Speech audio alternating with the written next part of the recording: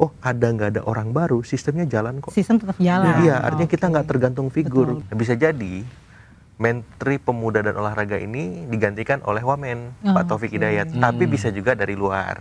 Menteri Koperasi Pak Budi Ari dari Solo, penggantinya Pak Ferry dari Hambalang. Bahwa matahari kembar itu sudah tidak ada lagi. Matahari hanya tunggal bersinar atas nama Poros Hambalang, seperti itu. Jadi apa tuh faktor yang membuat Poros Hambalang nih makin menguat nih? Ya, karena presidennya dari Hambalang. Semua bisa kuliah. Kuliah di UT, fleksibel, penuh kemudahan. Ngomongin poros nih Mas, sorry saya potong. Ngomongin poros nih, maksudnya kan poros ini apa jadi salah satu salah satu pertimbangan dari Pak Prabowo mengingat 2 kursi ini masih kosong nih, kursi menteri. Oh iya pasti, karena kan ada presiden. Kalau kita lihat kemarin posisi Menkyu itu kan sebenarnya di bawahnya ada Wamen, nah, tapi yang menggantikan ketua LPS, artinya dari luar. Tapi juga ada presiden ketika posisi Menteri Koperasi yang menggantikan adalah Wamennya, Pak Ferry Juliantono atas nama Pak Budi Ari.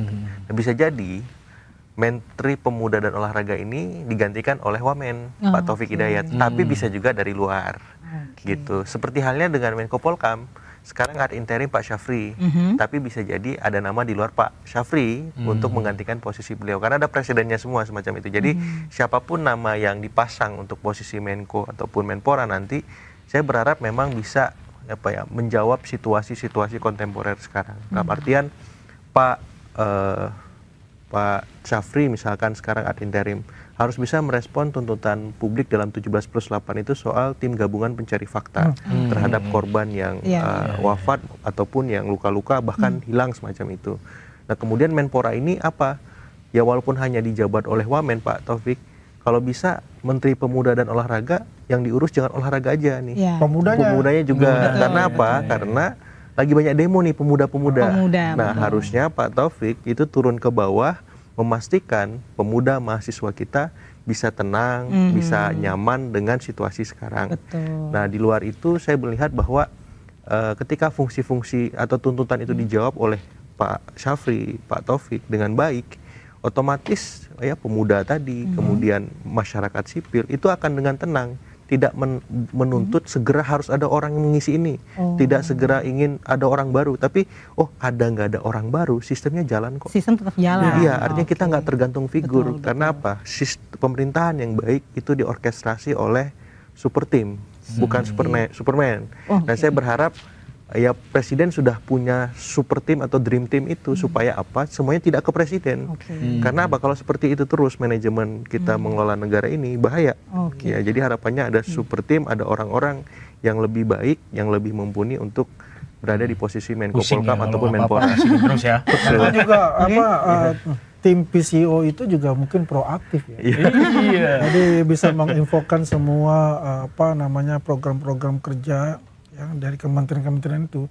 Mungkin itu juga salah satu yang mungkin juga harus dievaluasi bagaimana hubungan antara PCO dengan kementerian-kementerian itu sehingga tuh tidak PCO jadi terlambat menginformasikan atau takut-takut untuk berbicara dengan dengan media massa misalnya itu. Karena biar bagaimanapun kita ini kan ya masyarakat tuh membutuhkan informasi langsung ya dari pemerintah gitu. Jangan ya menunggu Pak Presiden yang langsung turun untuk berbicara itu. Presiden. Semua presiden. Jadi nggak berfungsi ya kabinetnya. Iya, jadi kita perlu itu. Apalagi kan Gen Z ini kan butuh kalau cepat gitu. Iya. Kalau nggak cepat ngambek. Kalau kita jadi fast charging. Oh iya benar. Pak Andi ini menarik. Gaul juga nih Pak Andi nih. Aku mau ke Pak Andi nih. Apakah Pak Andi melihat bahwa reshuffle kali ini merupakan cerminan dari peta koalisi di mana menunjukkan siapa nih sekarang poros yang paling dominan? Menurut Pak Andi gimana? Oh nggak ada, sebetulnya gini. Kalau semua tidak ada poros-porosan kayak gitu ya. Kalau digambarkan oleh Mas Agung itu kan lihat dari itunya ya, bukan dari dari substantifnya sih enggak. Substantif mereka ini semuanya kan adalah the commandernya adalah presiden. Mau dari partai mana, partai A, partai B, partai C itu nggak ada lagi untuk kita bicara kalau sudah masuk di dalam kabinet itu. Ya itu terlepas dari bahwa dia itu adalah anggota dari partai politik. Makanya semua kegiatan-kegiatan itu pasti presiden itu punya KPI lah. Kinerjanya, prestasi indeksnya itu dia tahu. Ya? Sudah diperhitungkan siapa-siapa yang kira-kira yang cocok misalnya. Yang untuk menduduki posisi itu. Ya kan kalau kita melihat yang saya katakan tadi bahwasanya terjadinya reshuffle ini kan kemungkinan ada suatu extraordinary situasi gitu kan yang menjawab dari permintaan dari teman-teman Gen Z juga ya kan, dari permintaan dari khalayak ramai masyarakat mengenai bagaimana ada suatu perubahan yang mendasar misalnya dengan kondisi perekonomian kita ini yang agak katakanlah tidak baik-baik saja gitu loh. Akhirnya kan dijawab ya kan dengan mengganti, emang ada permintaan di 17+8 itu kan ada meminta untuk mengganti Ibu Sri Mulyani kan. Ini kan sudah dijawab oleh Pak Presiden.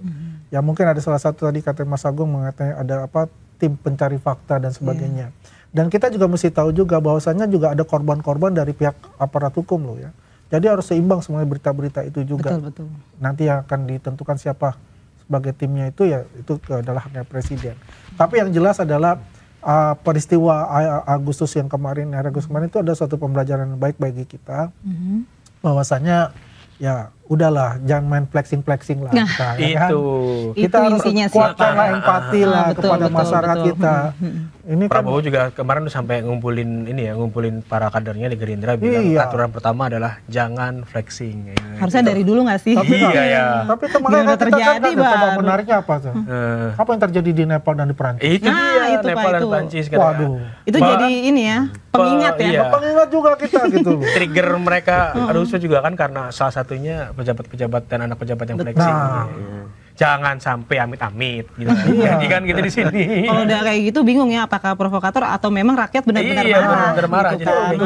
Ini nggak usah nyari provokator. Tapi kalau Gen Z kita, milenial kita pasti top deh. Dan mereka pasti itu selalu akan berpikir logis dan juga melihat bahwa kita ini adalah Bhinneka Tunggal Ika. Mantap. Tapi Mas Hadi, saya tuh penasaran nih, banyak teman-teman yang mungkin Gen Z juga belum banyak yang tahu sebenarnya kalau relawan itu seberapa dalam dilibatkan dalam pengambilan keputusan.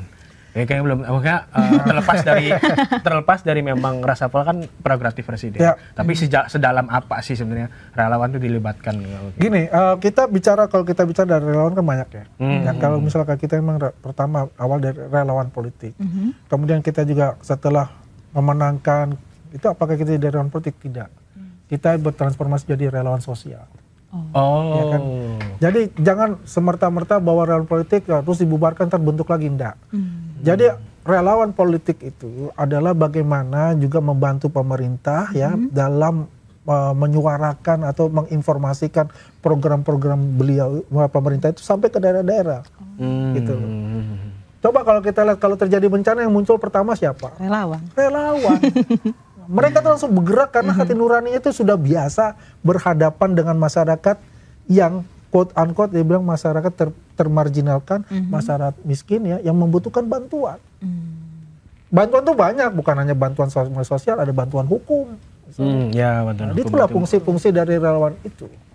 Gitu. Oke. Nah, kalau Mas Agung nih, apakah reshuffle ini menjadi sinyal nih siapa yang makin dekat dan siapa yang tersingkir gitu? Kali aja ya kan? Iya. Kalau saya melihat semua poros diseimbangkan. Tapi yang menguat itu poros Hambalang, suka atau enggak. Suka atau enggak ya? Karena yang kemarin disuruh ke Cina itu ya. Nah itu, jadi kalau misalkan Menteri Koperasi Pak Budi Ari dari Solo, penggantinya Pak Ferry dari Hambalang. Kemudian Menko Polkam Pak Budi Gunawan digantikan ad interim Pak Syafri, itu juga poros Hambalang. Jadi makin kesini poros Hambalang makin menguatkan, makin memberikan pesan kepada publik bahwa matahari kembar itu sudah tidak ada lagi. Matahari hanya tunggal bersinar atas nama poros Hambalang, seperti itu. Jadi apa tuh faktor yang membuat poros Hambalang nih makin menguat nih? Ya karena presidennya dari Hambalang. Sesimpel itu ya. Memang wajar loh. Karena memang harus begitu gitu. Ya jadi ya saya kira wajar dan yang penting gini, walaupun dia poros Hambalang, pesannya jelas, harus bisa kerja.